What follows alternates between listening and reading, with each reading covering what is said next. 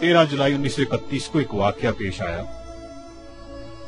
एक ऐसा वाकया जो अगर यूरोप और अमेरिका में पेश आया होता तो नहीं, ठहरिए, पहले वाकया सुनिए। 13 जुलाई 1931 को बहुत बड़ी तादाद में कश्मीरी श्रीनगर सेंट्रल जेल के सामने जमा हुए। वो नौजवान अब्दुल कदीर के साथ इज़हार यकजहती के लिए जमा हुए थे, जिन पर डोगरा राज ने बगावत का इल्जाम आयद किया था। इस दौरान नमाज का वक्त हुआ। इज्तिमा में से एक कश्मीरी उठा और अजान देने लगा। डोगरा सिपाहियों ने फायर दाग दिया। कश्मीरी मुसलमान की अजान अधूरी रही। एक और कश्मीरी उठा और जहां से पहले कश्मीरी ने शहादत की वजह से सिलसिला तोड़ा था, उसने वहीं से जोड़ा, उसको भी शहीद कर दिया गया। अजान को मुकम्मल करने एक और कश्मीरी उठा, हत्ता के 22 कश्मीरियों ने अजान मुकम्मल की और शहादत का रुतबा पाया। दुनिया इस्लाम की तारीख की ये वो वाहिद अजान है जिसको 22 शहादतों का फख्र नसीब हुआ।